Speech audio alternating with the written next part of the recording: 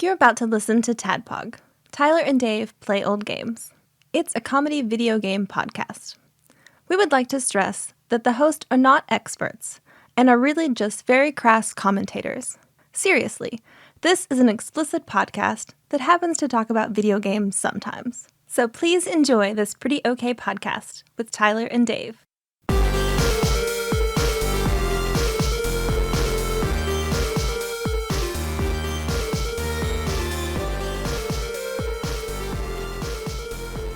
Hello, Internet, and welcome to yet another, that I've said yet another for 586?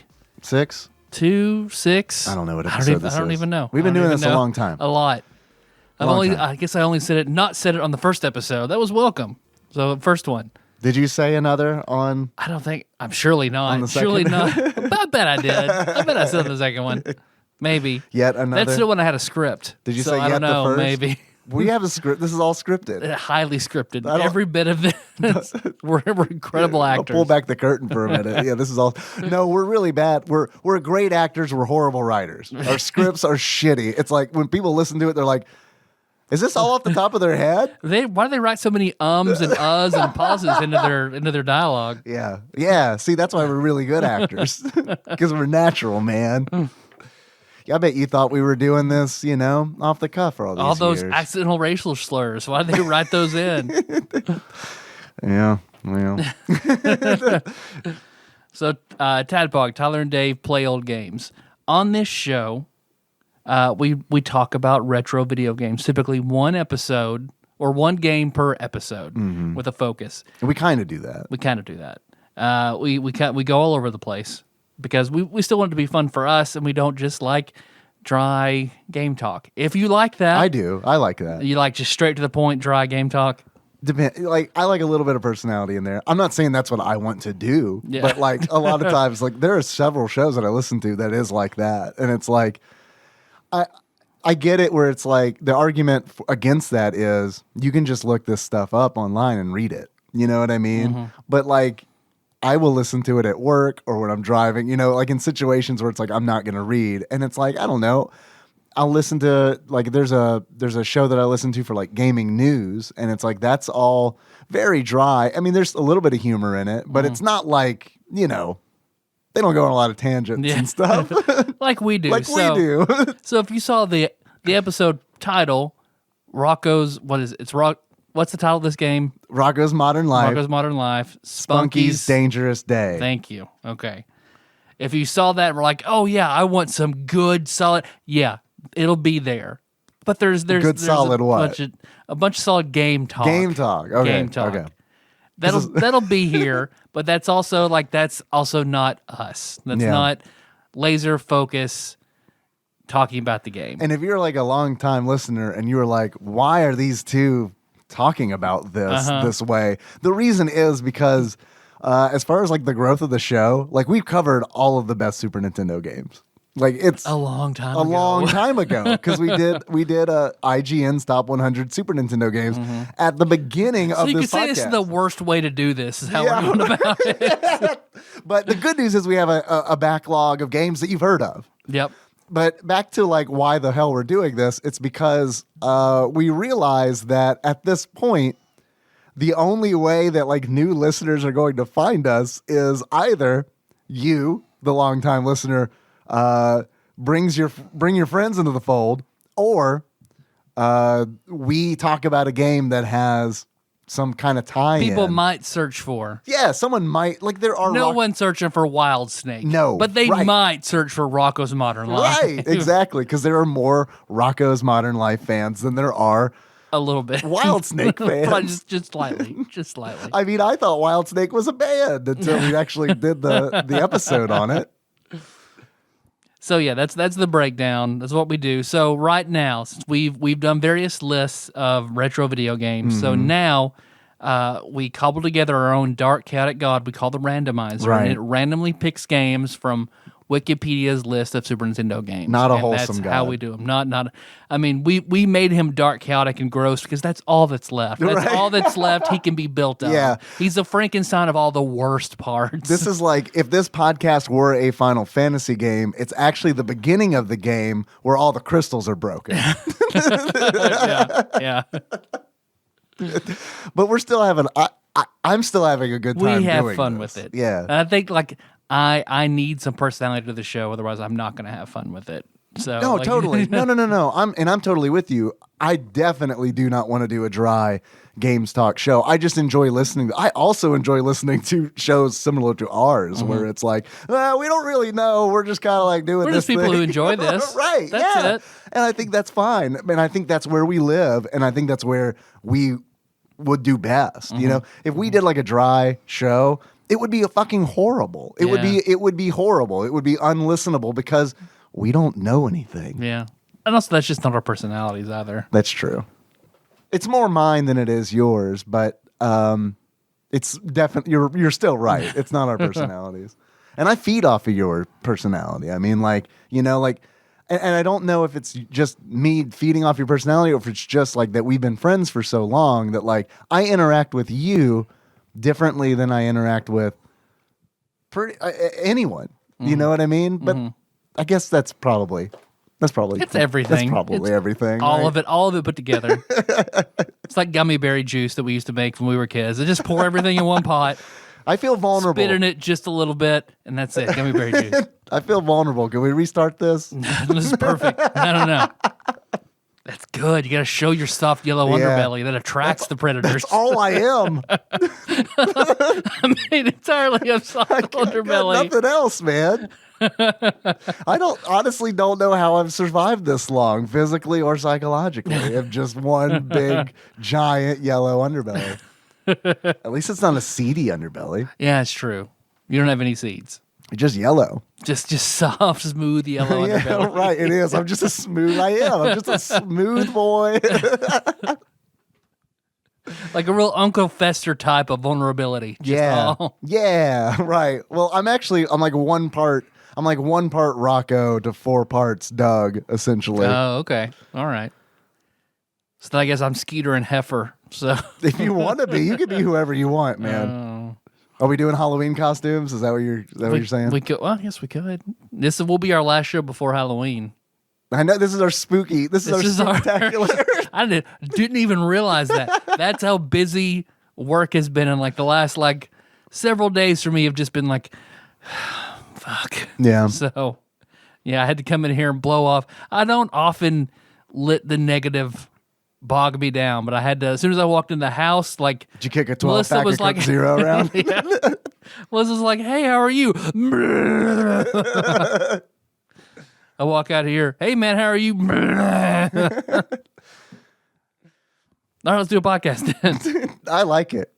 Yeah, no, I do. I like it because like you say things like that. You tell me like, I mean, I don't like that you have bad days, but when you tell me about it, I feed off of it. Yeah. make this underbelly more yellow. Underbellow. That's what you call a yellow underbellow. It's your underbellow. It's my new Steam name, Underbellow Dave. Yeah, so just COVID. I work in a hospital. COVID stuff's high, so it just sucks. Just sucks. So, how's your week been? Pretty great. Yeah, pretty good. Honestly, like, and what I was saying earlier was like I love when you tell me like that you're having like a bad day because it's like great, not just me. You know what I mean? Like, because it's like when you talk about, work stuff, it's like I can relate to some of this. Like, obviously we have very different jobs, but it's like, I don't know, man. COVID like layers over fucking everything, and it's just like it's just this fucking cloying doom cloud that's just like, man, I wish this would go away. That'd be cool. Yeah. Yeah. But we also know it won't. So I went to Aldi and go shopping, and I remember like a month ago, like they had somebody out sanitizing the carts and would hand them to you, and they had a mask requirement and sanitizer stations all around. All of it gone. It's gone. All of it gone. Like, it's back to the normal carts. You walk in, all of their sanitizer stations are gone. No one's wearing masks. There's no, like, the cashiers have them on, but, like, their noses are out. Yeah. It's a chin strap. Like, a beard. They don't give a shit. No, it's like, what? This is why we're back to where we were when we shut everything down in April. Yeah. I'm like I was about to say I'm like the only person at work who wears a mask. I am the only person at work who wears a mask. That was the old underbellow Dave talking. This is the new Dave. I am the only person at work wearing a mask. And it does suck. So your boss who demands to sit in your office and talk to you does not wear a mask? No. Yeah.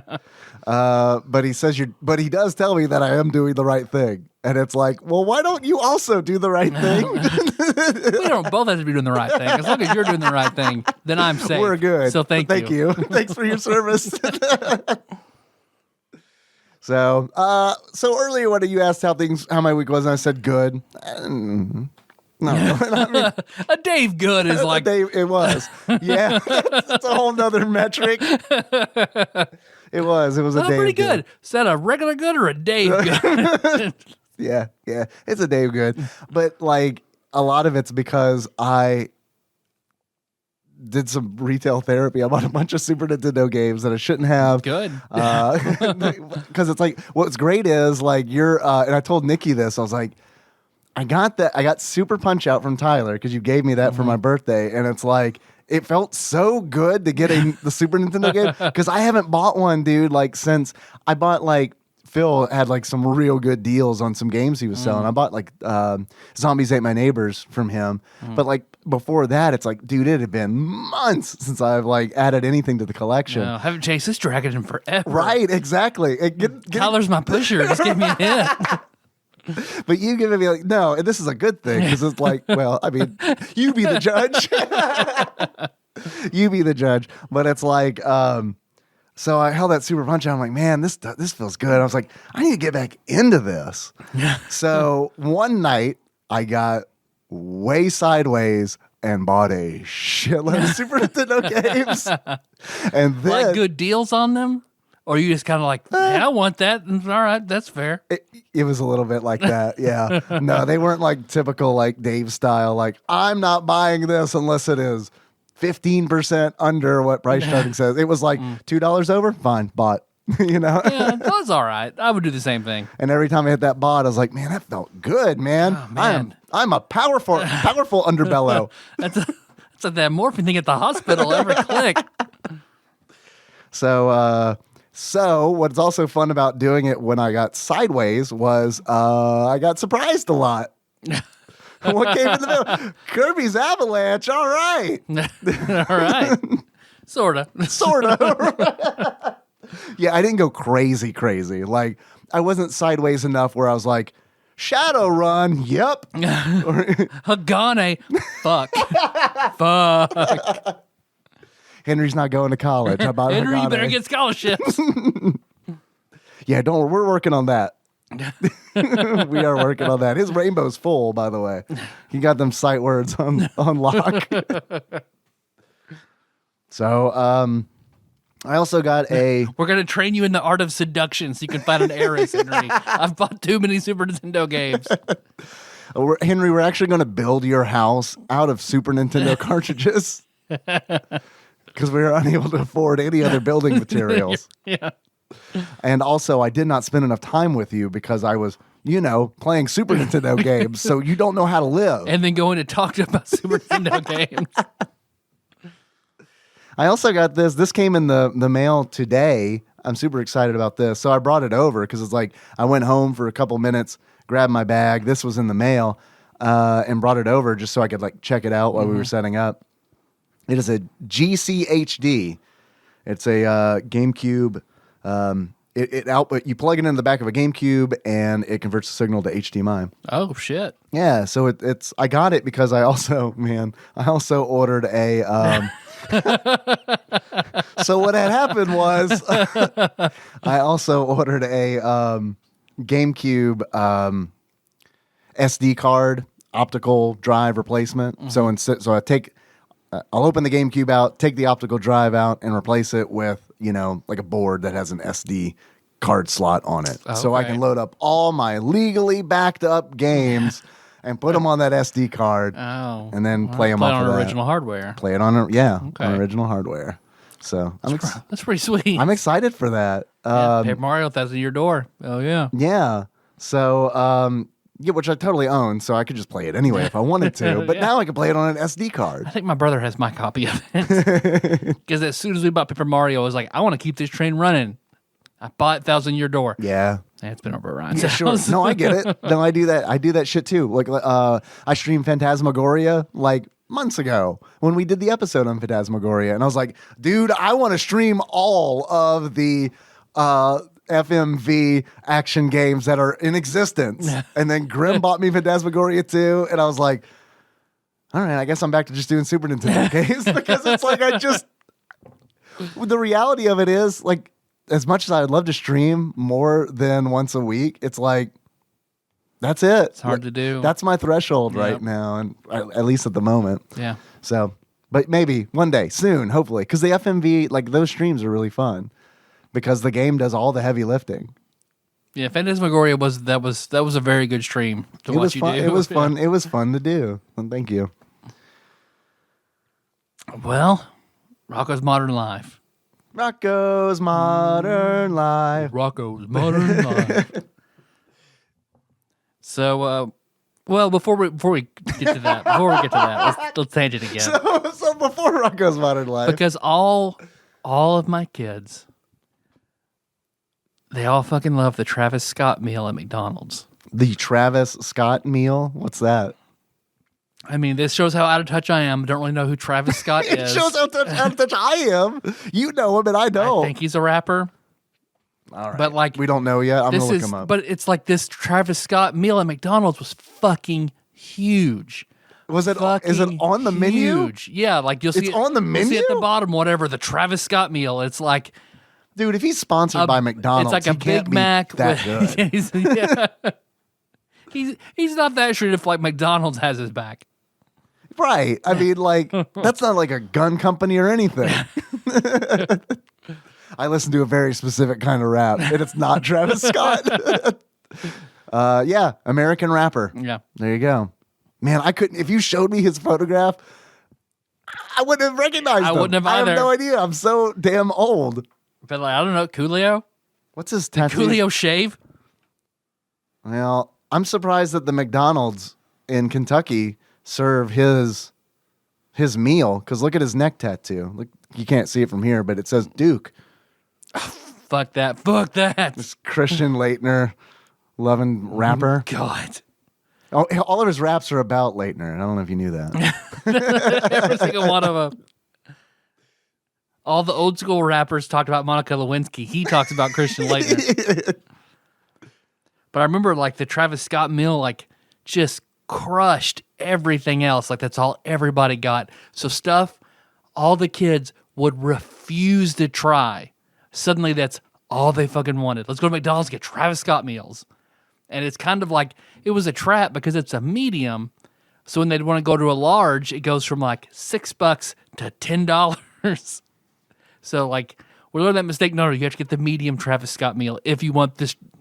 Because before it was all Happy Meals with chicken nuggets, it was all like 4 Travis Scott meals, please.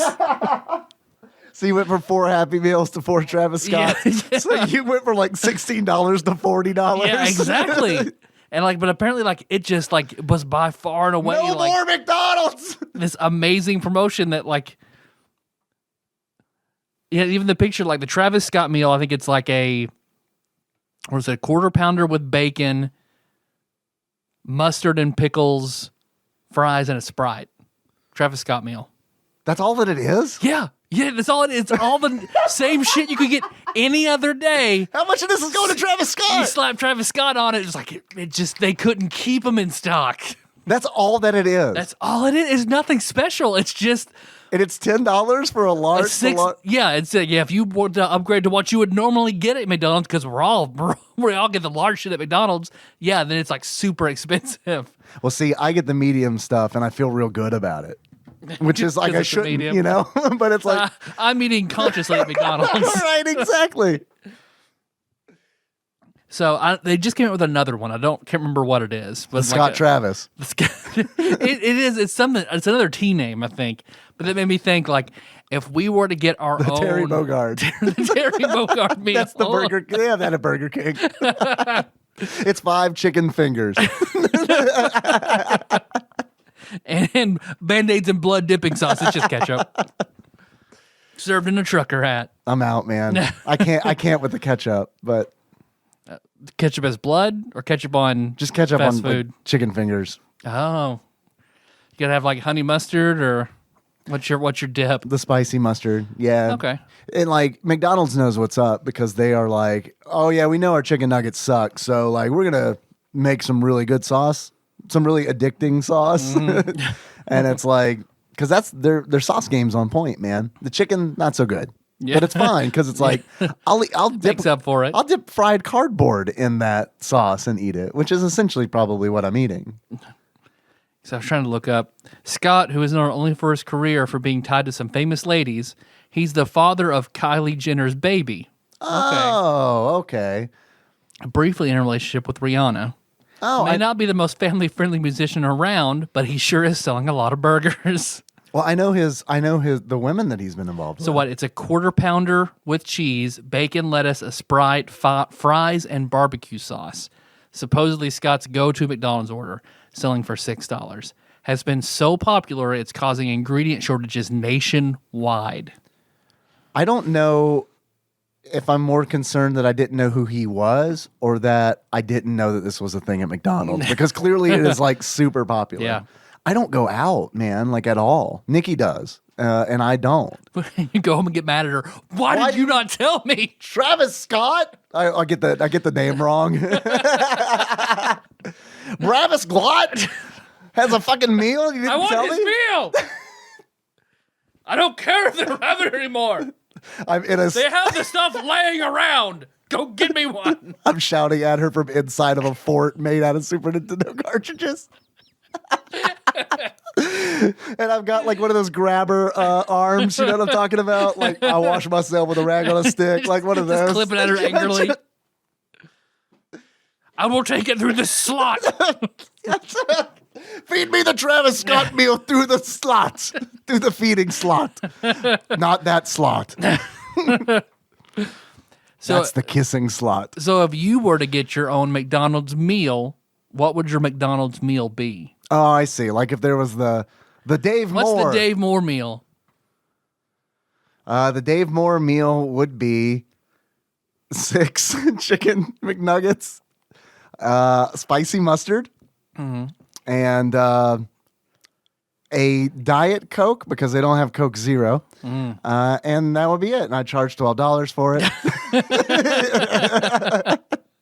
It's small. It's a small. If you would upgrade to a medium, it's $12. No, I can't. Like, dude, like getting a medium fry at McDonald's is like restraint. A small is just like can't do it. It's impossible to do it. Because it's like if you say small, they're like, "Did you say medium?" I did. Yeah. And it's like, you know how like the whole upsell thing works, man, because like there have been times, like 80% of the time where I order a meal from McDonald's and it comes with like medium fries or whatever. 80% of the time when they're like, "Would you like to make that a large?" I'm like, "No, thanks." But like there is 20% of the time where I'm like, "Yeah. Yeah. In fact, give me 40 fries." Supersize it. I don't care. Fucking do it. Biggie it. Do you remember? I think I told this on the show before, but like when Wendy's got rid of, this is like a Travis Scott thing. I didn't know when Wendy's got rid of Biggie size. I didn't know it was a thing. I only now know that it's not a thing anymore. Because I went through the drive-thru. This was like years ago, and I'm like, "Yeah, I'd like to get a number 6." It was a spicy chicken, Biggie sized. And then the voice coming out of the speaker said, "What?" Biggie sized. I'm sorry, sir. What did you say? Sir, I was born in 1996. Right. I have no idea what you're talking about. Get Dave Thomas on the line. He'll let you know. Sir, he died in 2001. Man, when did he die? Was it don't know. 2001? It was a while ago. Yikes. Now I got to look that up. So I guess, so really what it is, my meal on McDonald's menu would be a spicy chicken sandwich with no tomato from Wendy's. Now all of a sudden it makes sense that it's $12 because like a guy leaves McDonald's. You got to Grubhub it over. I don't want the Wendy's fries. They're fine, but McDonald's fries are, you know. Matt Pat did a good video about the containers of fries. Which fast food restaurant offers you the most fries for your money at every category? Who was it? I believe for a small, it was McDonald's because they have it's paper. It's not the hard cardboard, so it can hold more. It can form to the girth of the fries. However much they just put in there, they put in there. So it's the most for your money, just cost wise. But the most, like, the biggest for calorie load, content, and money was Arby's.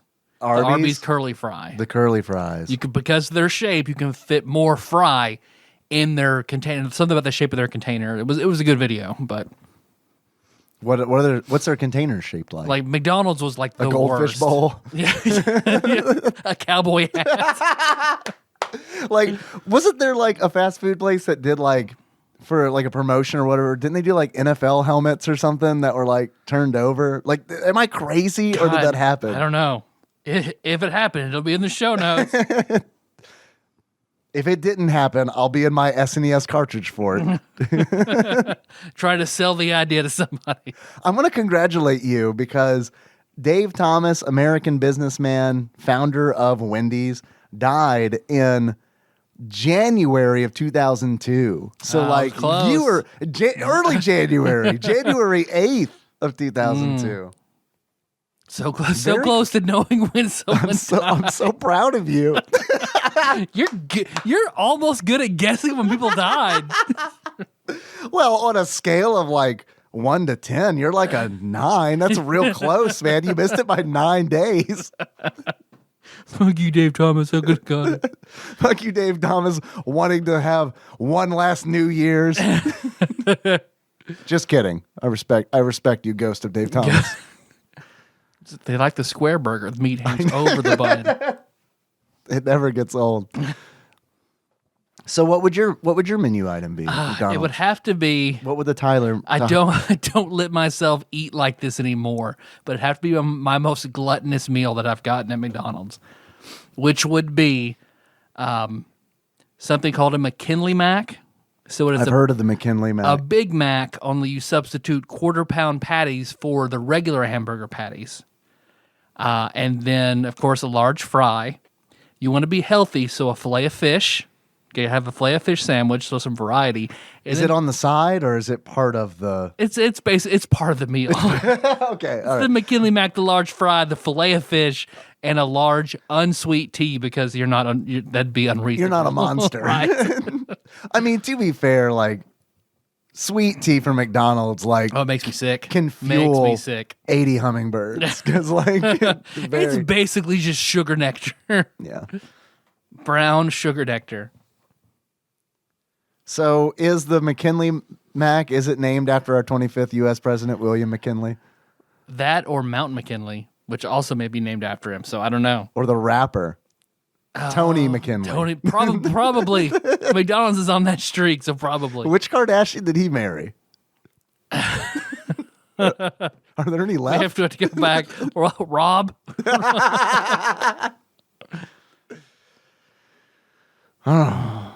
You also sent me a message about Courtney Love.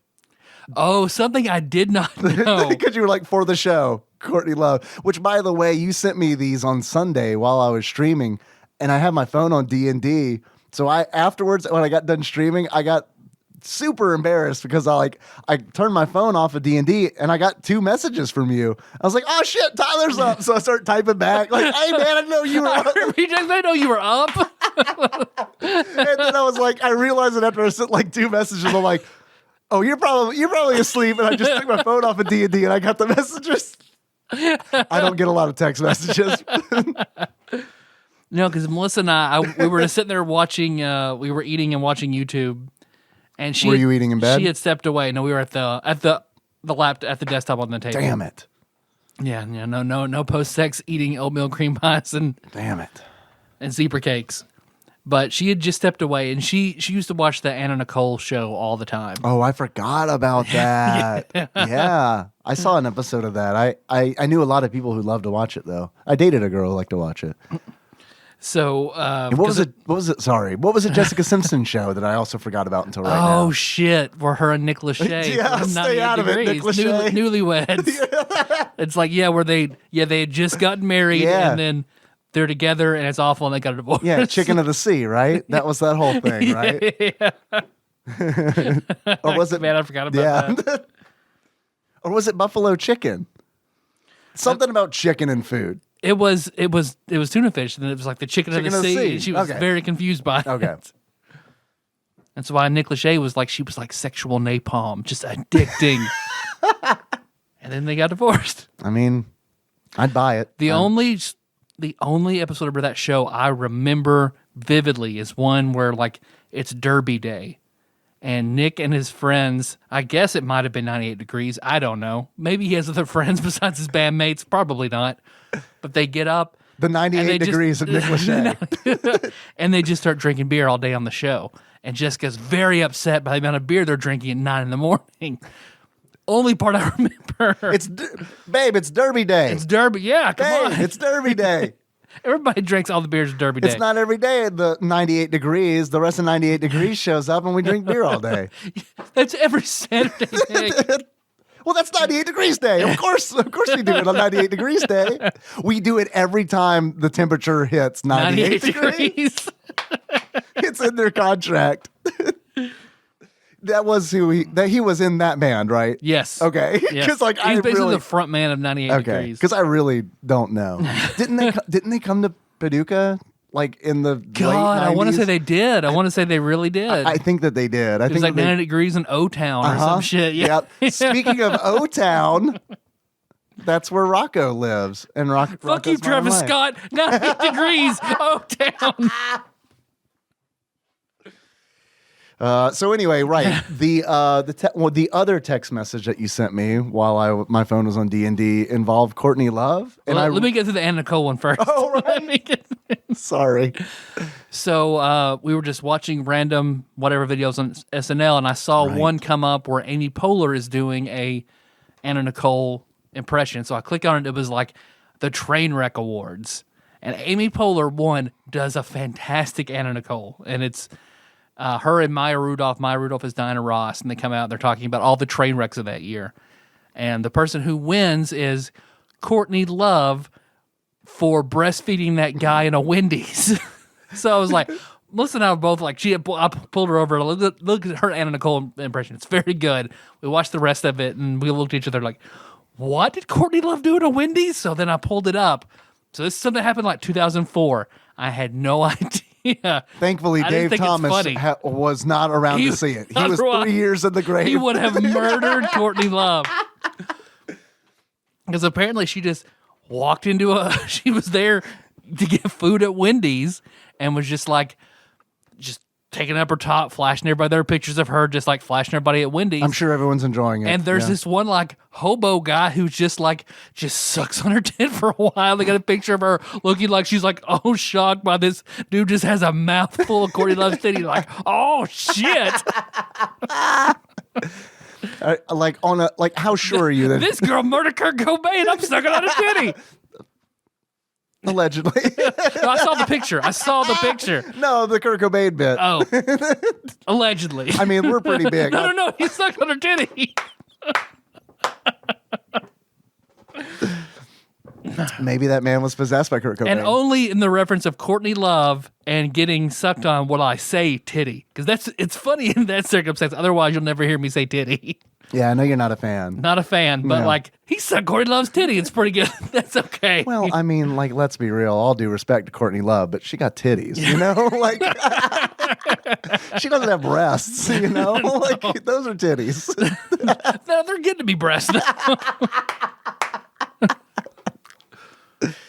So, like, how sure are you that this man was like, was he a hobo or was he hobo looking? Hobo looking. Hobo looking, in a Wendy's in L.A. So there's a good chance. Was that on the menu? So they just added it. I'll have the Travis Scott and whatever he's having. Courtney Love's greasy titty. Tiddy. I mean, look. Public indecency laws aside, I mean, consenting adults. Maybe she just wanted her titty sucked on. Because I feel like you could even see, like, he had like his grocery cart, like in the background. Like, yeah, I'm gonna suck on Courtney Love's titty. I mean, who are you again? I don't care. So yeah, that's an event 2004 I had no idea about. I was too busy playing Dungeons and Dragons. Man, I am really glad to hear you say that you guys were watching SNL clips because that's all I did last night. It's good. That is all I did last night. I sat in bed. I did eat in bed. And while I was eating in bed, I was watching SNL clips. But like they were from like, in my opinion, because I am the age that I am, the best period of SNL with, I mean, mainly I was watching Chris Farley bits and was just like being super sad that he is dead. Funny, man, like that stretch of SNL is like, I don't know, man. It's magical, and of course it's magical because of the age that I was when I saw thinks it. The age where they got into SNL is the best. Right, that's the best. So, but I don't know. I will agree that is where the show picked back up after the big slump in the 80s. Yeah. So there is something to it, regardless of that being our era or not. Man, Chris Farley, Jesus, dude, like. Because we showed Anna actually the Chippendales with Chris Farley and Patrick Swayze. Oh yeah. And see, we didn't even see that one last night because Nikki was watching it with me. She wasn't eating in bed. She was, but I'm just trying to clear her name. We watched the whole like the Matt Foley stuff, and it's like I didn't even realize that honestly. There were so many of those because I thought it was just like a one-time thing, but nope. There's one where he does it with like the Scared Straight with like Martin Lawrence. Martin Lawrence is like he and Chris Farley are playing prisoners who are like trying to scare these students straight. And it's the funniest thing about that is like how like Chris Farley is so big, but also like you don't expect him to move. Yeah, you don't expect him to move like that, and like that, like, and he does it like so well that it's like that is like peak physical comedy. I mean, like it just like, and also like everybody around him is like fucking straining to not break. At least David Spade in the background of like every one of those just. And it's like every time he picks up David Spade, it's like, oh my God, this is so fucking funny, man. But anyway, you mentioned O-Town earlier. Yep. Remember that? I saw that segue fly by. Well, you're just like, right, they were here with O-Town. But I'd like to pull a U-turn on the median and head back that way because Rocko's Modern Life takes place in a town called O-Town. Oh, shit. All right. Good job. Probably named after the band. Or maybe the band was named after... You're probably right. The fictional place. So you hear that, Dave? I do hear that. It sounds like... I got you very off guard. I do hear that. It sounds like a table breaking under the weight of the late, great Chris Farley. They did too many of those. Him just breaking shit. Just the Matt Foley stuff. Because it's like, because we're watching it on YouTube, right? And it's like, we're not picking what's playing next. YouTube is like, all right, they sat through that one. let's play all of them. And it was just like, this is the same sketch. Like, this is the same sketch every time. Yep. They just have a different guest host in them, or it's in a different setting. Of course, I hear that, which ushers in a segment that we like to call Dave Reads from Wikipedia. Rocko's Modern Life, Spunky's Dangerous Day is a Super Nintendo Entertainment System video game released in the United States on April 1st, 1994. And in 1997 in Canada. 3 years later. Sounds about right. They wanted it that bad. Canada lobbied for 3 years to get Rocko's Modern Life, Spunky's Dangerous Day. I will not rest! Eh? First, eh? First comes Rocko, then legal weed. But first. We need Spunky Hoser. The game is based on Joe Murray's Rocko's Modern Life television series on Nickelodeon. It was developed by Viacom New Media. And then it goes into, the actual game stuff, which I'm sure we're going to talk about. So one, I loved Rocko's Modern Life. I remember being away with my family on vacation whenever they did like the animation block when Rugrats and Rocko's Modern Life both came on for the very first time. And I made sure they're like, oh, Todd, come out on the lake with all of us. No. I got shit to do. So I'm in my Super Nintendo cartridge fort, and I'm going to watch Nicktoons. So I watched those first two shows, and a lot of Rocko was over my head at the time. Oh, yeah. Like the first episode, I think, was the Suck-O-Matic, the vacuum cleaner. I think that's right. Yeah. But God, I fucking loved that show. It holds up going back to it because now I get some of the shit. It does hold up. I was watching it with Henry this weekend and then a little bit yesterday as well because it's like some of it was weird because like an instinct kind of kicked in, like when in the Suck-O-Matic episode where like the vacuum cleaner like dies for a second because it sucks the vomit out of Heffer, Rocko, and Spunky. And I like when that happened, I was like, and then I like was like a moment where it was just like, oh shit. And I kind of like looked at Henry and I was like, how is this scarring him? In like the good way, like me. What cartridges is his fort going to be made out of in 30 years? But yeah, it totally holds up. And like, I didn't know this until recently. There's like a great YouTube channel that covers like, I think it's like 107 facts about cartoons. You sent me that. It was very good. It's very good. The Frederator channel, and it's like they have one on Rocko's Modern Life, and it's fantastic. Every one of those that I've seen have been fantastic, but that episode in particular, they talk about how like there was an argument between like Joe Murray, the creator, and I guess the Nintendo executives about like what is funnier, cheese or a banana? Yep. Because there's a scene where like things are just getting sucked by in the foreground, and I think he wanted to use a banana. He wanted to use banana, and they said cheese was funnier because it was funnier. I think it's probably because banana's kind of phallic shaped. I think someone wasn't being honest because it's like it's sucking, right? If it sucks a banana shaped object, then that could in a show that's already kind of like front loaded with a lot of innuendo. Rocko for the sex line. Yeah. Oh baby, oh baby, oh baby. Yeah. There's like, and what blew my mind was I was watching that episode with Henry on Amazon because it's on Amazon Prime, kind of. You can buy it. And it was super cheap. They were like $5 for like a season kind of deal. But like what sucks is like I didn't have all the episodes. So it's like, I guess I'm gonna, because I want to rewatch all of it now because I watched those episodes. So I guess I'm gonna buy the DVD on Amazon. All right.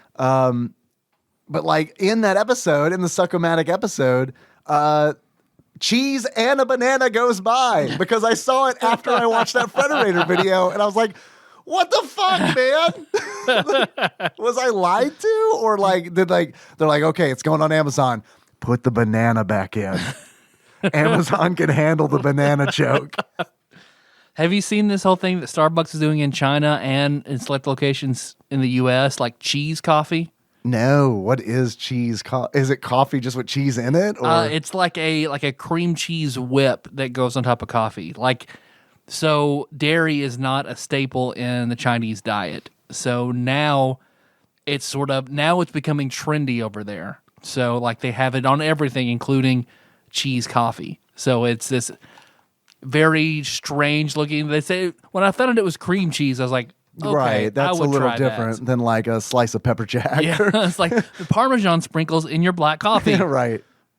So I would try that, but that's the whole thing about cheese coffee. It doesn't seem too weird, honestly, because it's like, you put dairy. Some people put dairy in coffee. So, some people. Some people. Those who do not live inside forts made out of plastic cartridges. But what the episode that I still periodically will think about, and I think about it every time somebody mentions classic Tadpog. I think about the Wacky Deli episodes of Rocko's Modern Life. Yeah. Because Wacky Deli was, and I was loved on that video you showed me that Wacky Deli is about the creator. Like he is Ralph Bighead. Because you find out like sort of the antagonist are sort of like the big heads, Ed and I can't remember the Bev, Ed and Bev Bighead. And there's some sort of like, what kind of, they're horned toads or cane toads. Cane toads. Because there was like an infestation of cane toads in Australia at the time. So Joe Murray made them cane toads. They're essentially, if you're not familiar with Rocko's Modern Life. Oh yeah, I guess we should go over that. They're essentially, the cartoon versions of like the Lockhorns. Yeah. yeah. Only a little meaner, but yeah. A little bit meaner. But they are cartoon Lockhorns. You're very, very right. It's like, to make an older reference, if you don't know who Rocko is, it's the Lockhorns. To make an adjacent reference, they're also Al and Peggy Bundy. Yes, there you go. They're really all the same. They're a combination of, right. That they have a son who is like moved off. He's trying to make it in Hollywood. And so he finally has a show that is popular called Wacky Deli, and he hates it. So he tries to make it back because he wants it to be canceled. And the worse he makes it, the more popular it gets. Well, see, now I'm trying to like trace back to why this reminds you of classic Tadpog. Because one episode he just has, for 30 minutes, it's open jar of spoiled mayonnaise. Right. And then all the papers are like, best episode of Wacky Deli ever. So then when he finally talks to Rocko and he embraces it, he's like, it's popular. I have an audience. I can do this. I'm shorting myself. I need to make Wacky Deli the best it can be. So he works his ass off and he puts it in. And the next episode that he pours his heart and soul into fails, crashes, gets canceled. Then you cut to like somebody interview on the street, like, yeah, I used to love Wacky Deli, like back when it was good. Okay, so that's the part. That's the part that reminds me. Was it like, back when Tadpog was good, classic Tadpog? Because you were talking about open success. jar of rod mayonnaise. You were talking about success and integrity, and I'm like, when's it come to Tadpog? Gotcha. It's like I feel like we're really putting it out there, but it's like, nah, classic Tadpog. That's when it was good. Look, it was good, I feel like. I feel like this is good too, though. I do too. It's just good in a different way. Wacky Deli. We're Wacky Deli. I feel like it's more structured now. I feel like our show is more structured now than it was. And I think it's just natural because we got like the fucking segments and stuff, Yeah. And back then we just took 2 episodes to poorly walk you through Final Fantasy IV. Oh my God, that was so bad. That was a horrible. And then we got messed up, and it was so horrible. And then you go to, wait, where was it? Where was it? In Fabul? No, wait a minute. I think the next crystal is. So then you argue for 10 minutes about where you are, dryly giving a walkthrough to an RPG. So if you're new to the show and you want to hear the best Tadpog, allegedly, go to YouTube. Our whole backlog's on there. The Final Fantasy IV Part 1 is especially bad. I feel like afterward we were just like, Oh, let's never do this again. Never. And then we started handling RPGs differently. Yep. And I think we do it better Much now. better. Yeah. Much better. Yeah. I do think that was our biggest misstep in the history of the show. That was our spoiled mayo. Yeah. Although, I love it when you guys walk through RPGs incorrectly. except people didn't love it. I don't know that we got actually good feedback on that. I'm sure not. Yeah, it wouldn't make sense because it was honestly one of our worst episodes, Yep. I think. Yep. I totally agree. And I love Sean Miller, but he couldn't save that episode. No, and if anyone could, it was him. Yep. So, as much as I love Rocko's Modern Life, like, of course, whenever I saw a video game of Rocko, I was like, hell yeah. Rented it, went home. No shit. You have a personal history with this game. I did. I rented this game twice. Oh my God. I didn't know that. Yep. And I was very unhappy with it. Yeah. Well, why'd you rent it a second time? Because I thought like it would get better. I thought maybe I would like it a little bit more. This time. Because the animation, everything in the game looks so good. It captures the spirit of the show. It's a fantastic looking game. But man, people make jokes about it. Like, I remember in Parks and Rec. Yeah. Well, I'm reminded of Jacob. Like, I remember I was eating Jacob a Wolffighting fame, and I was eating a bag of Whoppers when we used to live together, and I was like, "Hey, do you want a Whopper?" And he's like, "No, because there's a chance, a small chance, if I reach in that bag, I'm gonna get one of those really bad Whoppers. Like, you know what I'm talking about." And I was like, "Yeah, I do." Every now and then there are just like terrible Whoppers, really, that are just like stale and gross, like. 1 out of every 20 Whoppers is just gross. On my way home, I'm going to stop at Burger King. I'm going to order 20 Whoppers. Well, I'm going to make a YouTube video called "What is going to be bad?" When you hit about 19, yeah, it's the bad one. So then that led to like that would be the worst thing ever to get like, oops, all bad Whoppers, like a bag of just the worst Whoppers. So like that's why I feel like people are like, oh, what if you made a game entirely made of escort missions? That's what this game is. This game is one extended, very long and frustrating escort mission. Yeah, it's not a fun game. No, it breaks my heart because I love the material. I love the way the game looks. Mm-hmm. But fuck, it's making a very clunky escort mission. So piggybacking off of the escort mission, which is definitely the gameplay. The gameplay is you play as Rocko, who, if you're not familiar with the show, he is the main character. You probably guessed. He is a wallaby. And his dog, named Spunky, remember how earlier we were like, there's a lot of innuendo in the show? His dog named Spunky, he trots off on every level. He trots off. And each level in the game is an episode from the first season of the show. Because this game was developed when essentially the first season of the show was coming out and in production. Mm-hmm. So that's why there's nothing outside of that. Everything in there is season 1.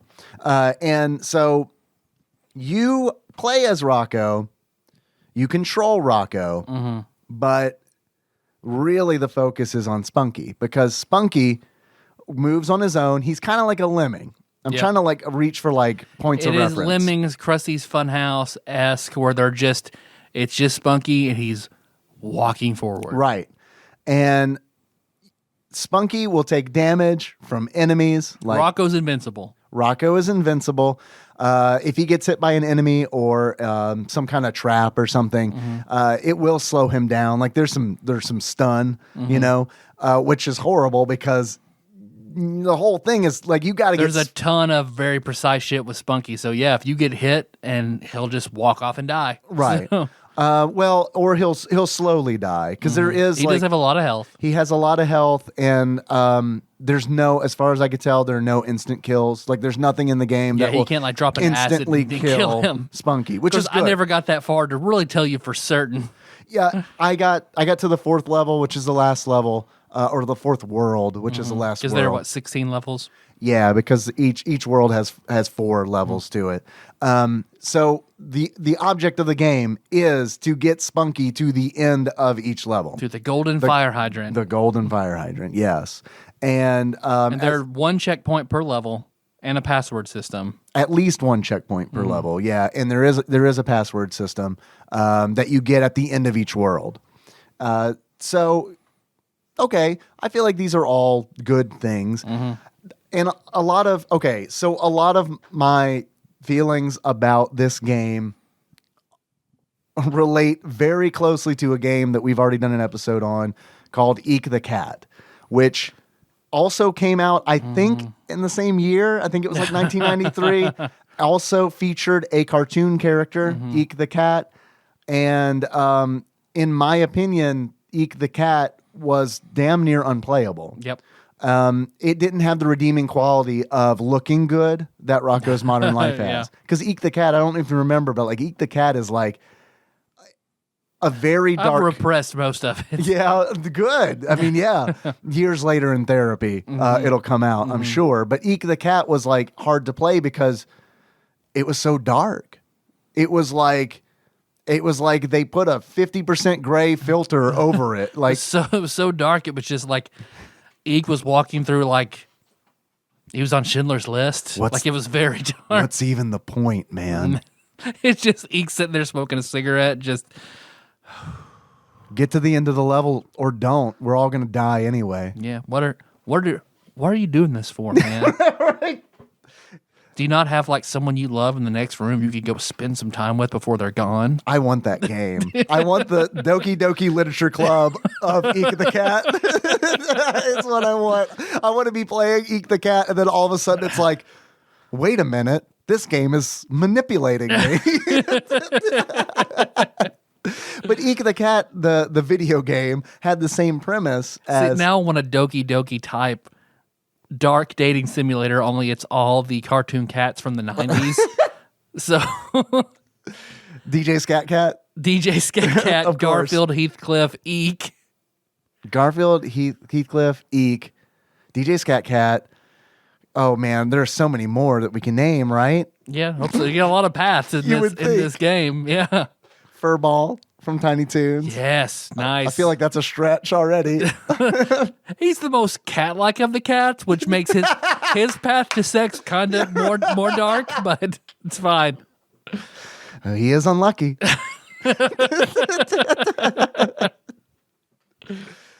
Eek the Cat it's the same kind of game where I can't even remember like if you control Eek or like who Eek is trying to make sure doesn't die, because I wasn't an Eek the Cat fan really. He had a belly button and that freaked me out, so I never really watched it. I mean, it's true. I like my cats like I like Kyle XY. No belly buttons. Belly button. Well, I mean, think about it. How many cat belly buttons have you seen in your life? Yeah, you're right. None. You can't really see them. You can feel them when you're rubbing their belly, and you're like, "Oh, there it is. You're a mammal." Yeah, but you're right. But when I you never really thought about it. When you see it, it implies that their fur is skin, and that is weird. Yeah, I don't like that. There's none of that in Rocko's Modern Life. It's a good, wholesome show. Yeah, there was a big sign at Nickelodeon Studios, Nicktoons Studios, that said, "No belly buttons, ever." I don't know if that's true. I'm sure there were belly buttons in Hey Arnold. Yeah, you're probably right. One thing I do love about the cartoon, though, from that video about how they wanted a strong, like, more female character, so they made a female doctor, and whoever gave them the note was like, give them a strong hook. And she's a cat. So they gave, you're right, she's in it. And they gave her hook, where she has a hook for a hand. Yeah, Dr. Hutchinson. Yeah. Who Filbert married. And I love Filbert. I love Filbert too. And like, I remember when they got married on the show, and like, that was weird to me. And it was weird just because that's not something that you see in cartoons. Yep. You and know the show enforced that cats and turtles are natural enemies. Right. So it's very, very cool. So my point earlier is that I kind of like this game, and I think a lot of that is tempered on Eek the Cat, because Eek the Cat was so bad. And Eek the Cat was based on a game, or apparently it's a port of a game called Sleepwalker, which came out. Yeah, which is it's the same kind of game that you're controlling or trying to manipulate the environment to keep someone who's sleepwalking safe. And it's like that game has like a tie-in to like comic relief, and like it's a very odd like thing. And it's a genre that sucks. That's what's really surprising about it, is that it spawned 2 games, Eek the Cat and Rocko's Modern Life. But because Rocko's Modern Life looks good, and that's part of the reason that drew me in. I didn't like it at first, and honestly, it's almost like an abusive relationship where That's why I rented it twice. Where it's like, in theory, like I remember I would think about it like, oh, I bet if I did this and this, then Spunky could cross. So I think I rented it again and did that, and it probably didn't work, and then I didn't rent it again. Well, it's kind of like, well, this isn't fun, but I do like how I feel when I finish a level. You know what I mean? Yeah. And it's like, I do like getting a password at the end of a world. Yeah, so it's set up where you have to wait for such a long time. Like you have to set Spunky going, try to get him a path where he's not going to get hurt, go scout ahead, kill off all the enemies, kind of get a lay for the land, get a plan in your head, and then try to execute it. Yeah. When he gets there, because you can turn him around, and you have to, jump on like beach chairs to send him up, and Catapult platforms and shit like that. Or if there's a body of water, he can crawl through it, but he's probably going to drown. half die, by the end of it. And his health bar is a bone at the top that slowly gets gnawed off. So it's like basically you almost have to run and set up these Rube Goldberg type devices to get him to the golden fire hydrant. Yeah, there is a lot of planning. You don't have to play. It's a lot of waiting too. There is a lot of waiting, but I don't feel like I don't want Spunky to be faster than he is, because if he's faster, that means he's gonna die faster. That means you have to move as Rocko. You have to move faster, and you have to think quicker. So I get it. I agree with you. It is slow, but I don't want it to be faster than it is, because then I feel like, holy shit, you're just adding a whole nother layer of difficulty on this. I do agree that you don't have to plan. A lot of times I didn't, because I think the level design in the game is good enough where up until the end, it was essentially kind of like, it's going to sound crazy. They kind of had like a Sonic Final Fantasy VII, a Sonic the Hedgehog approach, where it's like there are multiple ways you can finish this level. This is true, and it's like an example of that. It wasn't hedging you into one strict way of doing it. And so it's like that allowed you to kind of play it by ear if you wanted to, but a lot of times, and if you pause the game, everything stops. And they let you scroll around. You can use the D-pad to look around the level and kind of plan it out that way, so that you don't have to do it on the fly if you want to. So I thought that was a good design decision. I think that this game is well designed, but I don't think that it is fun.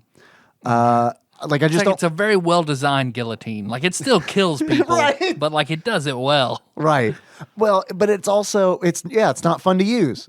You know what I mean? Like a guillotine is only fun to use under very specific circumstances. This is not it. This is not the French Revolution.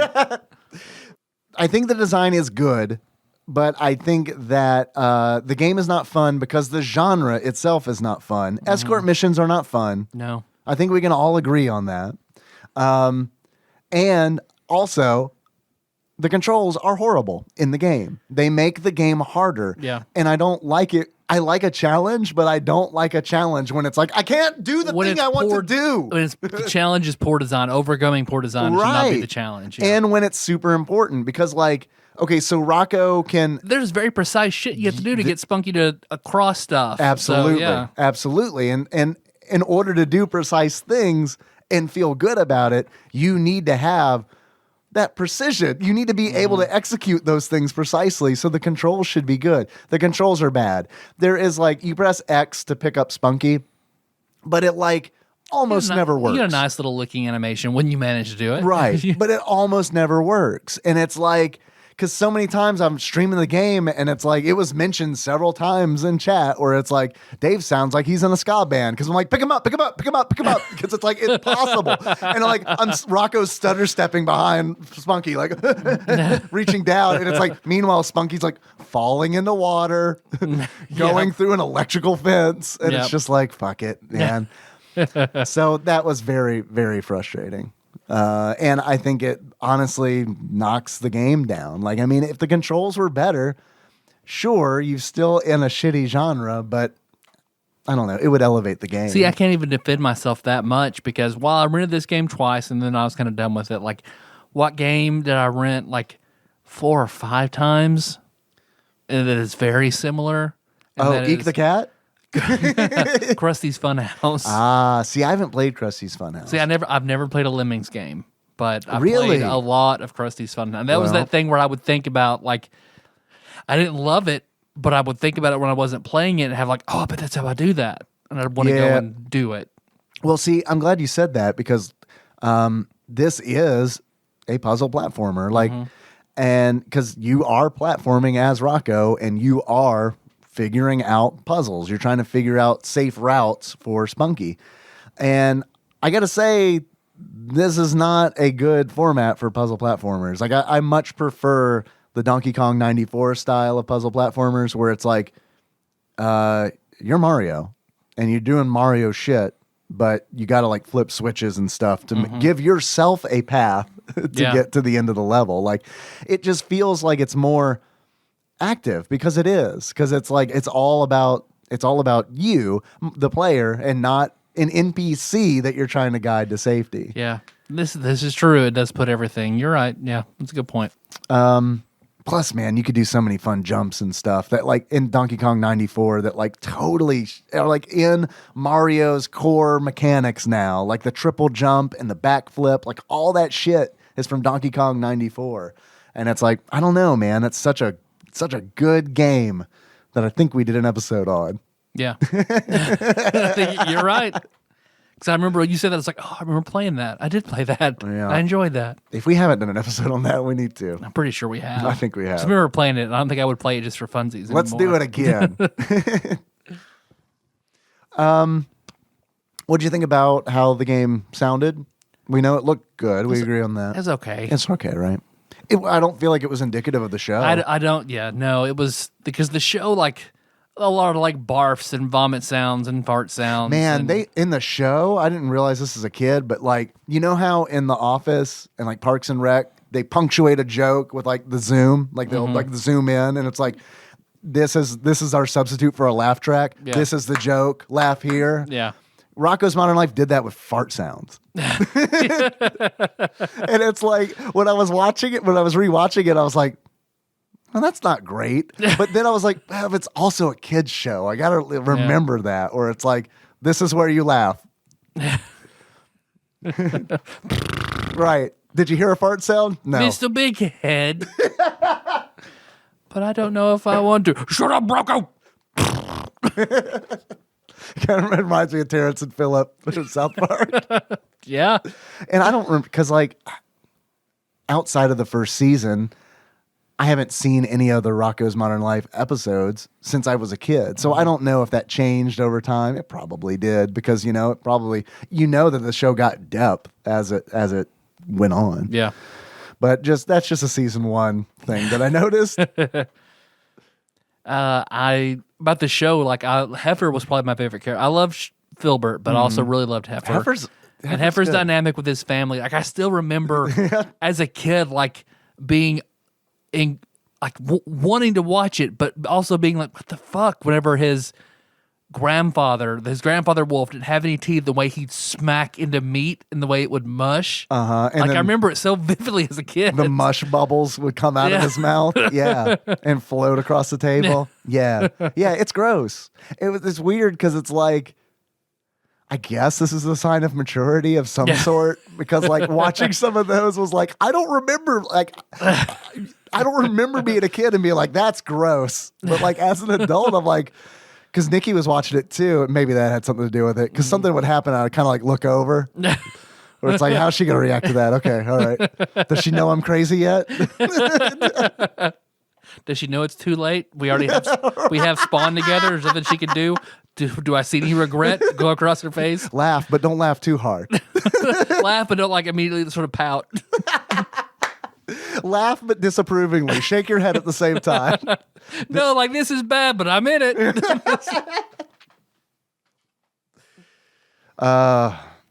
Did you see Static Cling, the special? The Netflix, the Rocko's Modern Life No, special I on have Netflix? not. You should check it out, man. Yeah? It's Okay. it's really good. I don't have Netflix anymore, but Well, I'll borrow it from Mr. borrow Bay. it from somebody. Yeah, someone's got a copy they can let you borrow. Yeah, dude, watch it. It's really good. I saw it when it came out, and I rewatched it for this episode, essentially, just because I don't know. I got excited to like get back into it. You know what I mean? And I liked it even more the second time. Yeah, I think it's good. Okay. And they like there's character development in it too, which is really nice. And it's like the premise is essentially Rocko, Heffer, Filbert, and Spunky come back to Earth, and it's modern day. And so there's a whole segment where there are riffs on like modern culture and stuff like that. And then you would love it because Ralph Bighead is good. a big part of it as well. I like Ralph Bighead. And it's very good. The creator voiced Ralph himself as well. Yeah, So- Joe Murray, voiced Ralph Bighead. Which his voice is different than any other voice in the series. Yeah. Because it's sort of a deep, monotone, regular person voice. I didn't know this, but because I'm not a big like SpongeBob guy, and that's nothing against SpongeBob. It just kind of like I aged out of it, and I remember just being annoyed when I was in It's gone college. on so long, you'll age back into it, probably. So I love the memes. SpongeBob memes are chef's kiss. I mean, like I love the memes, and it's like it's kind of weird because it's like the Seinfeld syndrome, where it's like if people haven't seen Seinfeld, but they go back and watch it now for the first time, they'll be like, this has all been done. This isn't funny. I feel like that's how I would be going back and watching SpongeBob. Because I'd be like, it's not nearly as funny as the memes. I mean, I can see how people appreciate it. But why is Squidward alive? Come on.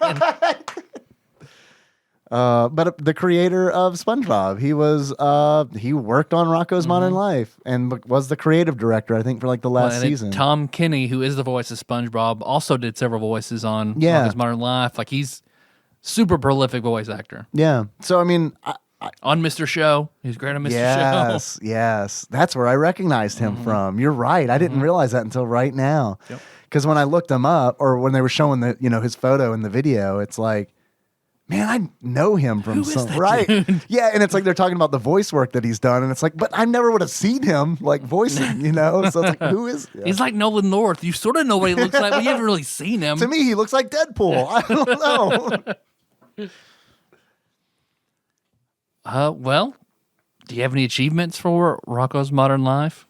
Spunky's misadventures, or Spunky kills himself, whatever. Spunky's Dangerous Day. Spunky's Dangerous Day. I do. That's a pretty good Rocko. Thank you. I've got a few that came in from Twitch chat, a lot that came in from Twitch That's chat. what I figured. Actually, and I liked a lot of them, so I'm going to read a lot of them. Yeah, do it. The first achievement I've got is pick it up, pick it up, pick it up, pick it up. And in order to unlock, pick it up, pick it up, pick it up, pick it up, pick Spunky up. It is harder than it looks. Or maybe it's just as hard as it looks. That came in from Jack of Ziggy Moons. Second achievement is Peter Puppy. Do you know who Peter Puppy is? Do you remember Peter Puppy? Is he from Earthworm Jim? Yes, sir. Okay. Correct you are. In order to unlock Peter Puppy, cosplay as Earthworm Jim while playing this game and pretend Spunky is Peter Puppy. And that came in from GameBud Prime Nate. And I wanted to include that one because Nate in chat said something that really kind of hurt my feelings a little bit because I love Earthworm Jim, but I get where he was coming from, and he is right. Like he said, this whole game gives me Peter Puppy level vibes because it's like the Peter Puppy levels in Earthworm Jim are just like so different and just, you know. And they kind of put you on edge. Right. Yeah. So, yeah, totally. Next achievement comes in from P. Willie Eaton, and that is, "'Cause I wallaby anarchy." And I'm not going to say that again because it would take so fucking long. In order to unlock "'Cause I wallaby anarchy," you destroy, damage, or redirect three items of O-Town's plumbing infrastructure. We didn't even talk about power-ups. No. There are power-ups in the game. There's so few and random, I don't even think about them. They don't really matter a lot of times. There was one that I found that was super helpful because it's like, but there's also, okay, let me pull back a little bit on what I said earlier about the game design being good. There is a section in the game where it's like there is a long stretch of water that Spunky needs to traverse. And he won't drown. He won't die if he goes the whole length at his normal speed. But there is a chili pepper power up that you can turn him and have him eat, and that speeds him up. So that means that he's in the water for a shorter amount of time. And inversely, a bone will make him stop. Right. Yeah. But the chili pepper was nice because it's like, okay, so he's not going to take as much damage because he's not going to be in the water that long. Cool. I like that. So what happened was later in the level, Spunky died. Power-ups do not respawn in the game. So when I got back to that segment and had to complete it, it's like, Spunky, you're going to lose 75% of your life going through this water. So sorry about that. So that's a design problem. Bummer, yeah. Next achievement I've got comes from Doc, and that is, "Put the dog in the fucking basket." And in order to unlock, "Put the dog in the fucking basket," get Spunky in the basket on the first try of one whole level, or else it gets the hose again. I just rewatched Silence of the Lambs, so this felt appropriate. Because in the first level, Sand in Your Navel, you have to raise Spunky up to other platforms by a basket. Yeah, it looks like it's like a lobster trap. I guess. It's a weird place for lobster traps, but I think you're right. Next achievement I've got is "Podcast Day is a very dangerous day." In order to unlock "Podcast Day is a very dangerous day," play a game given by the randomizer without getting Stockholmed and forced to play against your will for 3 hours longer than intended. And that came in from Not Imposter Zal. The rare Zal achievement, and I love it. And then the last achievement I have was just a title, and it was from Phil. And I came up with the rest of it because I was like, this title is too good to not use. Now I just have to remember what the achievement was. The title is "Open Wide for Spunky." It's such a good one because you got the balls fighting game reference. Open wide. Can't just say balls Spunky. reference. Right? And it works on so many levels because it's like balls, Spunky. I mean, come on. Like, this joke just doesn't fucking end, man. This is like the holy grail of like video game dick jokes. But in order to unlock Open Wide for Spunky, you play this game with the Italian porn star Rocko. Okay. He's an aggressive man, I've seen. Yeah. Yeah. I forgot he existed. He's an aggressive professional. Tyler. I've got one. You have an achievement. I've got one. And it's Michael Vick training. And there are large dogs, like the dog with the mohawk that's very aggressive on the show is patrolling. You can kill it or get rid of it by, once it charges, Rocko can throw haymakers over and over, punch the dog till it dies. Yes.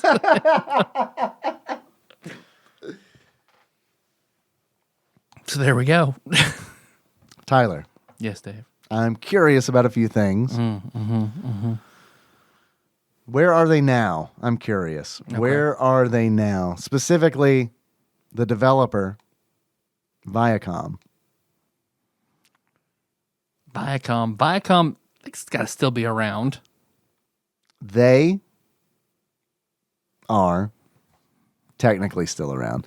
They changed their name. They were formerly CBS Films, then CBS Enterprises, and then they became Viacom, and then they spun off to Viacom CBS. Okay.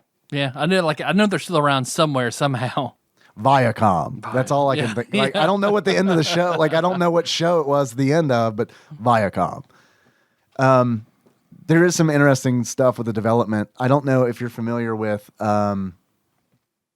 the Uninvited series of games. I've heard a lot about them, but I've never played one. Or the Shadow. It's like Shadowgate, Uninvited, and another one. I'm a horrible. Another one. You're still not invited. Right. Yeah. Oh, I sent the invitation. Did you not get it? Is the third game in that series. But they are the same. There's a deadline to the RSVP, the game. They were developed by that team, essentially. Those two guys, essentially, which I think is very interesting because this game, Rocko's Modern Life, is nothing like Shadowgate and Uninvited and, the other one. They were, I think, from a development company called ICOM, who Viacom bought. They just added a few letters, and then they just started developing tie-in games, essentially, for like Nickelodeon and MTV. So we're going to play some of their other games. Dave Marsh and Carl Roloffs. We're going to play some more of their games. And Okay, all right. we can see if they're better or not. Tyler, Yes, Dave. I'm curious about something. If you were to give this game a beard that sums up how you feel about it, what kind of beard would you give it? Well, I would have to, because of course, I love the show. I love Rocko's Modern Life. So Rocko's Modern Life, if it were like a Hemsworth brother, it would be Chris Hemsworth, right? It's the best. It's the top. It's the best one. I mean, that's debatable. Or are you talking about Hemsworths or Nicktoons? The Hemsworth. Oh yeah, of course, Chris. Yeah, all the way. So, but then like escort missions are that third brother who doesn't look like the other two, who is, I hear he's an actor, but I don't really know who he is. But he's the escort missions. So you put these together. Bert Hemsworth. You put them together, bam, Liam Hemsworth. So I give this Liam Hemsworth's beard, probably from like the Hunger Games. Okay, man, I like that beard a lot. Yeah. I like that beard a lot. Good, thank you. Tyler, if you were to give this game a pair of glasses that sums up how you feel about it, what kind of glasses would you give it? Yeah, I feel like I built up with something with that achievement, but the glasses were a lot harder. So like also Liam Hemsworth's glasses. But like glasses, no, like Filbert's glasses, but the episode where he drops them and cracks them. Yeah. So his Filbert's broken glasses. Okay, yeah. No, that's good. I like that. Because I feel like there's even like I feel like it was a Twilight Zone reference whenever he breaks his glasses. Like he finally had time to do something and then breaks his glasses. Can't read all those books now. Yeah. Can you, Filbert? You smug ass turtle. He's not smug. Tyler. Yes, Dave. If you were to buy this game used, how much do you think it would cost you? $8.98. I didn't expect you to answer so quickly. All right, I got enough time now. Thanks. Tyler, actual retail value of Rocko's Modern Life, Spunky's Dangerous Day, loose, on average, according to pricecharting.com, which I am pulling from the Game Eye app because it's got that in there. So thank you, Game Eye app. Thank you, Chris Murray. Is loose, at the time of this recording, $21. I mean, it sort of makes sense. I'd figured as a bigger property, a lot of these might have been made, but I can also see where it was not very popular. $21. You can get a new copy for $131. Damn. I thought about buying this game. Yeah. And then I looked up the price and I was like, maybe later. I'm not that sideways. Right. Yeah. I'm only diagonal. I'm not sideways. Yeah. I'm not that sideways. I'm 45 degrees. Not to be confused with 98 degrees. We're a cover band. We're a 98 degrees cover band. I'm not Nick Lachey. I'm one of the other ones. But I will drink beer with you when the temperature gets 45 degrees. I say we're called 45 degrees, and I say we're a lot acuter than 98 degrees. Thanks for listening, everybody. You can find the show. Dad, geometry joke. If you don't get that reference, I didn't mean to be obtuse.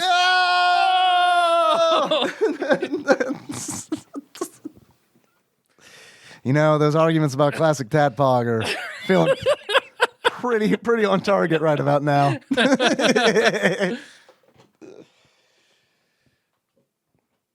I'm hypotenused to it. Jesus Christ. I can't. Not anymore. Tyler, Yes, Dave. if we were putting together a list of TADPOG's top 100 Super Nintendo games, do you believe that Rocko's Modern Life, Spunky's Dangerous Day belongs on that list? Nope. I agree. Not a gem. No. Even if you really like the show, only if you love the show is there any appeal to this game. Or if you like... If you're one of those people who likes this kind of game. I guess they must be out there because, there are plenty of Lemmings games and games centered around this kind of style, so... I don't think it's a good game. Yeah, I don't either. But I did enjoy playing it. That's weird. But it's the truth. I don't recommend it, but I liked it once I got 5 hours into it, essentially, when it's like, oh, just one more. It got me, like, the hook is good.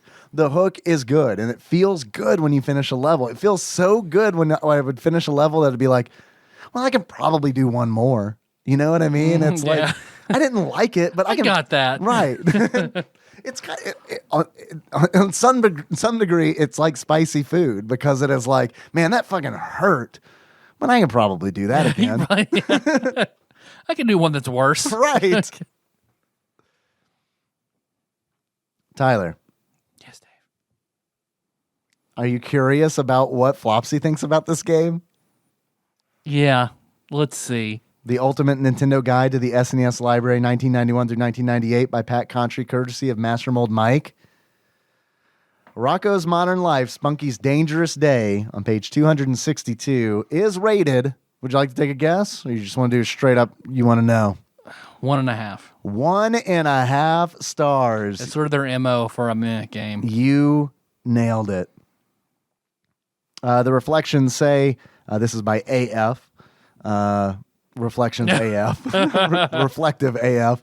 I was pleasantly surprised when I started Act 1 of this glorified escort mission and discovered that pausing the game allowed me to fly the camera around the map. This invaluable addition made it simple to plan a route through the treacherous landscape ahead, and although it didn't improve the unresponsive controls, it made the tedious journey more tolerable. Fast forward to Act 2, and I was horrified to find that this vital feature had been replaced with a tiny and utterly useless minimap. I don't remember that. I don't know that is accurate. I'm going to go home and test this. But why? It has to be accurate. AF wrote this. A layer of ladyfingers and custard, and then beef sauteed with peas and onions. I think you played 2 different games. No, I don't wonder if there was like a revision of this game or something, because I don't even know that I used the pause I definitely scroll didn't. I didn't know feature that. after Act 1, but I definitely used it. I used it in there's a level where you go through houses, through like Rocko's neighborhood. By the way, the big heads own like 8 houses, and they're in every one of them. You run into the motherfucking big heads like you can't walk down the sidewalk without tripping on a fucking Ed Big Head. And that's where Heffer shows up in the background on a hammock, and Filbert floating on a shell in a pool. And it's like, well, it's fun to see these guys, but that's it. There they are. Do something. So I don't know that this. I think AF better check themselves before they wreck themselves. I'm going to write the editor, Dear Pat Contry, but I'm going to check and make sure that it's right first. I need to speak to AF immediately. Get AF on the line. I am curious, because it's so similar, what Eek the Cat was ranked in this book. Eek the Cat. Granted, this was done by KY, got 2 stars, which I totally don't agree with. The game is so dark, it's unplayable. Like, I mean, it's super. Like, when I was playing it, I was like, surely my legal backup copy of this game is flawed. But no, it's just the lights are off in the game. They forgot to turn the lights on. Damn it. I'm sure it'll be fine. Just seal it. All right. Tyler. Yes, Dave. I got some questions. Hell yeah. You want some questions? Give me the questions. We got a quiz that came in from one Ross Rachel Green from across the pond. A quiz entitled, It's That Modern Life. Modern Life is in all caps. So that's probably a hint for upcoming questions. Ross says, so my wife's friend recently had kittens. Not her cat. You know what I mean. And my wife, being a lover of all things cute and fluffy, insisted we take one home, which became 2. Mm-hmm. We now 2 cats are good. 2 cats. This one kid, you need 2 cats are good. We now have 2 little shit machines running around the house, and one doesn't stop meowing for something or another. Whereas my 10-year-old cat finds somewhere to sleep. Oh, they got 3 cats. They got a 3-cat situation. That gets a little rough. I had a 3-cat situation in college. With River Cat, Sky Cat, and Chaos Cat. Chaos, yeah. It gets a little rough with 3, I think. Whereas my 10-year-old cat finds somewhere to sleep, then comes to eat, then goes and sleeps some more. He is the best cat. Also, the roofers have started fixing my roof, so they took all the tiles off, threw over a waterproof membrane, and since then, it has rained too much to put the tiles back, so it's just been bastard cold inside. Also, sounds pretty cool. Also, I bought a new drill and impact driver. It's been an exciting week. Anyway, here's a quiz where the first answer starts with an M, the next with an O, and so on. Also, I totally forgot about this quiz. I was almost asleep, then remembered and had to get out of bed to write it.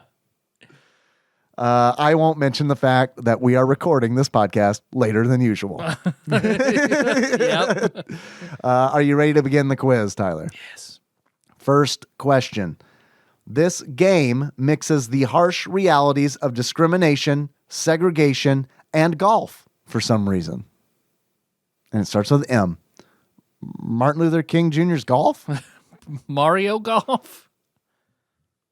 I don't think Mario Golf. I think that was a GameCube, Nintendo 64. I think it was N64. Okay. It's a Super Nintendo game. Starts with the M and it's golf? Yeah. Well, maybe. It mixes the harsh realities of discrimination, segregation, and golf for some reason. Starts with an M, so like minorities golf? I don't know.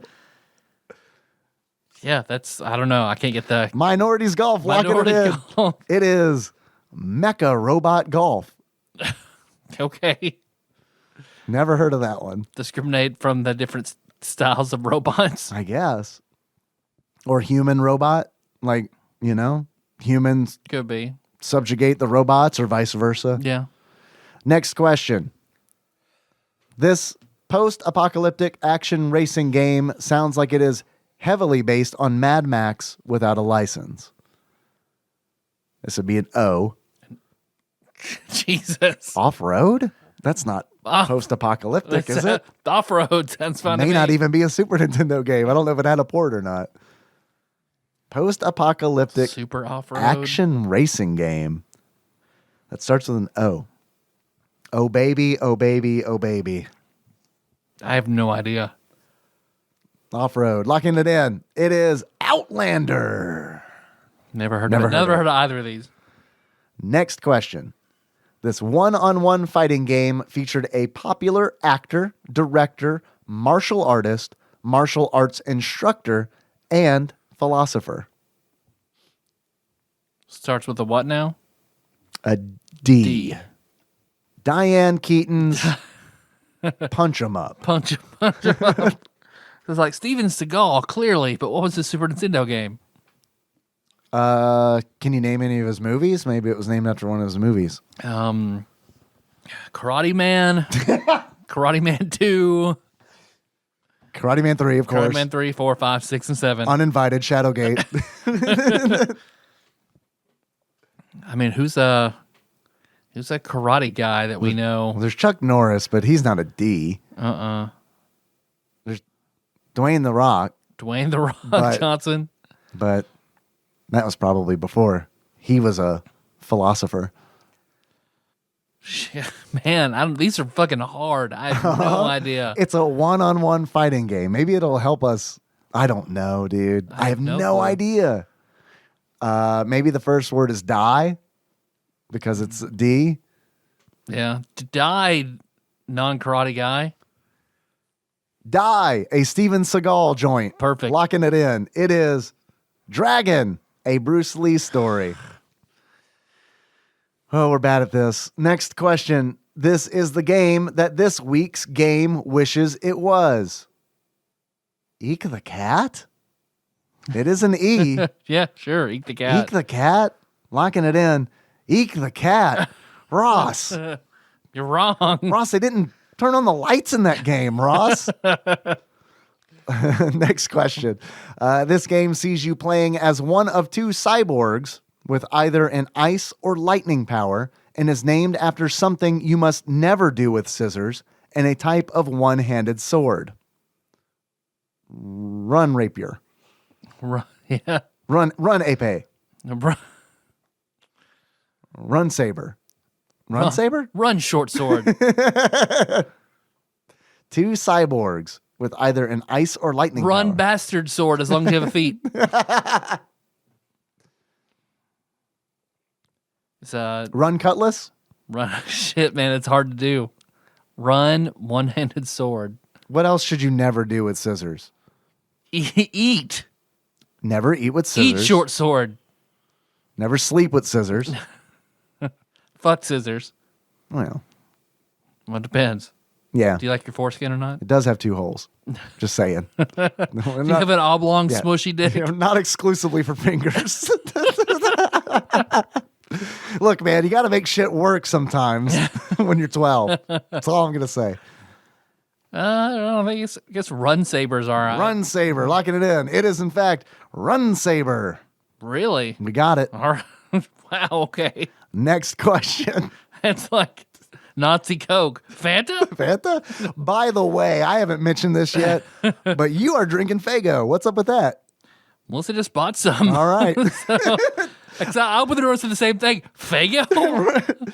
I mean, I was half expecting a clown check halfway through the show. Just while you're reading it, just start putting on makeup. Next question. Next Generation reviewed this game, rating it 1 star out of 5, and stated that, quote, the only way to escape the annoying gameplay, repetitive soundtrack, and frustrating control is to not get caught buying this game, unquote. You started with an N?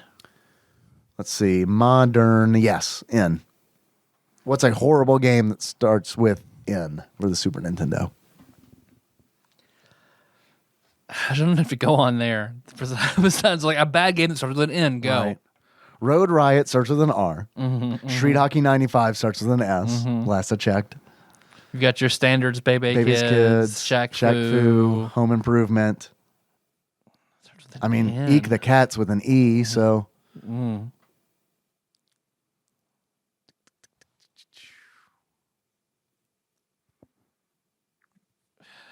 Nasty Boys, a Janet Jackson story? Yes. Locking it in. It is, in fact, fucking No Escape. Oh. The Ray I thought you were Liotta. going to say Noah's Ark. Noah's Ark. Super Noah's Ark 3D. No Escape. The fucking Ray Liotta joint. Yeah. That's a great review, though. I like that. The only way to escape the annoying gameplay, repetitive soundtrack, and frustrating control is to not get caught buying this game. Next question, Tyler. This game is based on a small rodent that Disney shoveled off a cliff into the sea because of a film. That is Lemmings. Oh, okay. For sure. Lemmings, 100%. Locking it in. Do you know the Disney thing? No idea. Yeah, so Disney, I don't know if it was the 50s or 60s, sometime before we were born, they did these like nature documentary shorts, and they essentially came up with or perpetuated the myth that lemmings jump off of cliffs in mass, I don't know what you call it, mass suicide. Mm-hmm. Lemmings don't do that. What the producers of the documentary were doing, were throwing them off the cliffs. Jesus. So there we go. And you get your chance to play Lemmings eventually. Okay. I know you said you never played it. Never played it. So I bet it's the best on the Super Nintendo. You're probably right. I played it on the PC. It was fun in the 90s. See, with the controller, I don't know. We'll see. Next question, Tyler. While this game has a large cast of characters, Will, Friedan, and Shadow are the only playable characters. Illusion of Gaia. Illusion of Gaia. Locking it in. It is, in fact, Illusion of Gaia. Next question. This game is a top-down vertical shooter in which you play as a Jeep or a jet, and in Europe is called Super Swiv. SWIV. What's a swiv? Nice swiv you got there, governor. Oh man. Yeah, into that swiv in a boat race. Top-down vertical shooter in which you play as a Jeep or a jet. I have no idea. Yeah, I don't know. It starts with an F. F-1. Fucking badass. Fucking badass. Lock it in. It is Firepower 2000. Which is a title that I've heard, but did not know that it involved a Jeep and a jet. Or a jet. Last question, Tyler. This game is a first-person... Jeep Thomas and Marcus Jet. Jeep Thomas and Marcus Jet. Firepower. Damn, dude. That's fucking really good. That's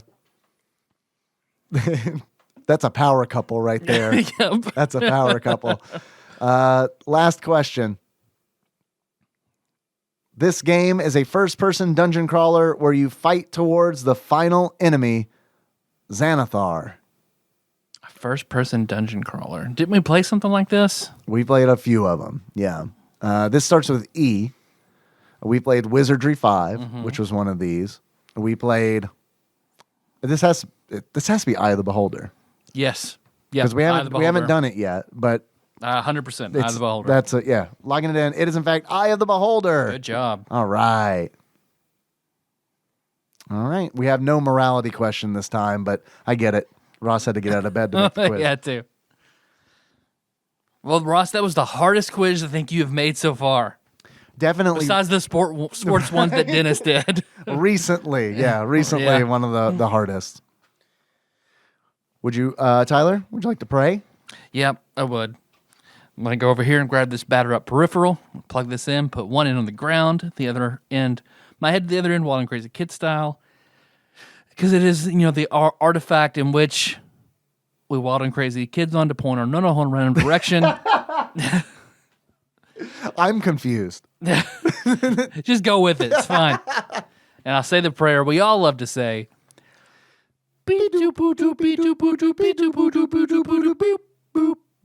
No whammies, no whammies, no whammies. Stop. 5:43. This is where we pray the randomizer, by the way. This is the random effect.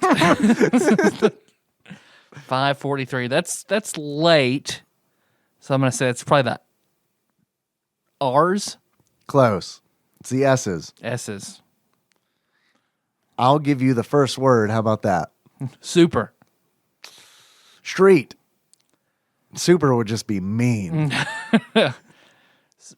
Street. Is it Street? Regular Street Fighter? It is not. It is Street Racer. Not to be confused with Speed Racer. I got excited at first because like we were just talking about the Speed Racer game. Oh, Street Racer. Street Racer. A lovely generic title like that only means good things. I'm familiar with this game. Oh. Would you like to know anything about it, or would you like to be surprised? Is it in a series? Not to my knowledge. Okay. No, tell me. Let's know. Let me know. It is, if I'm correct, because I might be wrong, but I believe that it is a kart racer. Mm-hmm. It is a Mario Kart clone that tried to it looked like it tried to cash in on the Street Fighter franchise. But kart racing? But kart racing. Perfect. So tune in next week. That's like making a Rocko's game, I don't know, like an escort mission. That is all that I really know about the game, and that's just from like having heard of it and seeing like 2 thumbnails. That was my takeaway. I don't know. I don't know if that's right at all. I hope it is because it sounds awful. Yep. Well, that'll work. So, did you like this episode? I did. Yeah, did you I like had fun. This show? You know, we're on Facebook. TADPOG on Facebook. Episode announcements, memes. Then we've also got TADPOG Nation. So if you're a fan, you want to get with the other fans, kind of where all we keep our dank shit. It's all on TADPOG Nation. But are you a good person who likes nice organized chat? That'll be on the Discord. bit.ly/TADPOG Discord. Yeah. Do you like us so much you want a shirt? Shirts.tadpog.com. Mm-hmm. We're on other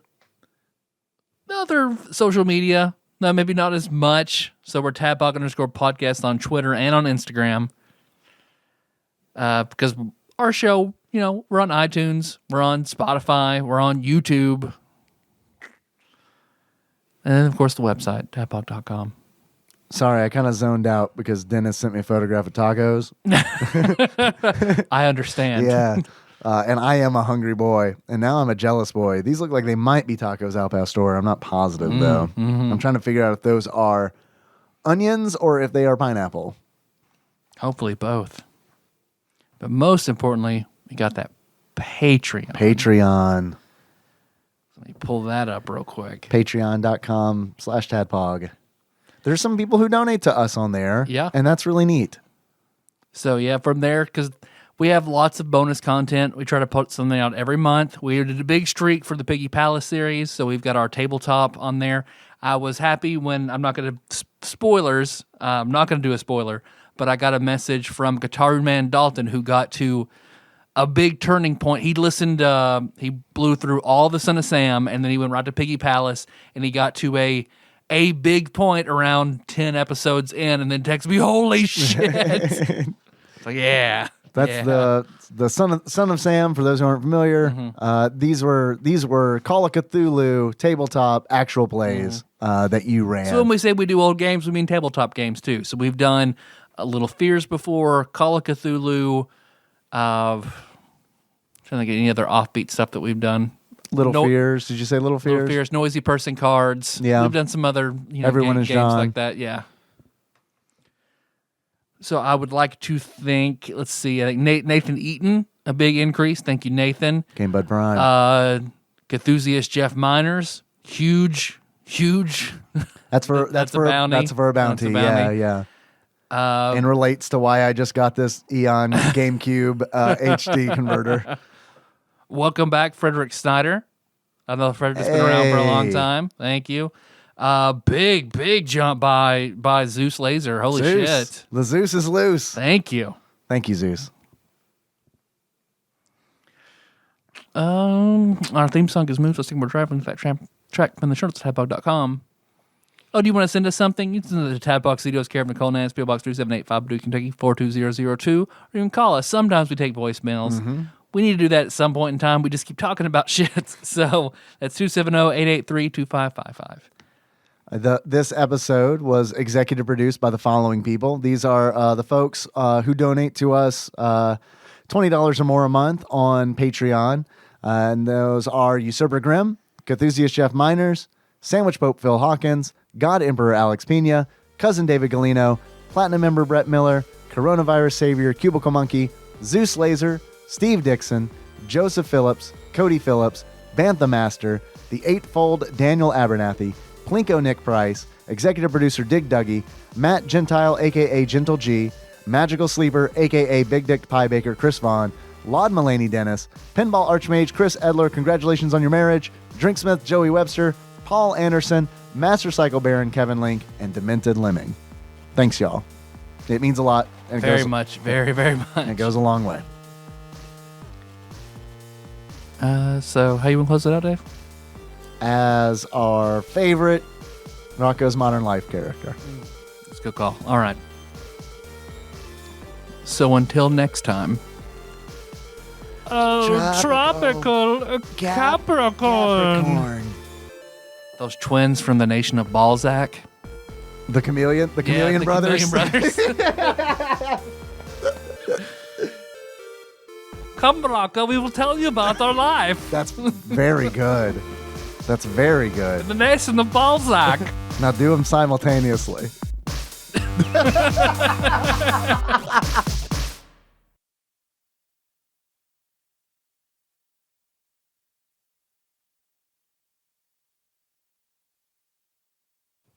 And now, a dramatic reading. Cereal. Slaughtering. Stranglers. Jugular. Juggling. Juggalos. Folded. Fat. Floppy. Tittied freaks. I see fucking peas in the house. Abracadabra! Boom, shock-a-day. I'm Violent J, and I'm back like a vertebrae. And I've come with a hat full of tricks, trunks full of Fago, a car full of fat chicks. Ha ha ha. Ha ha ha ha ha ha ha. Fuck you.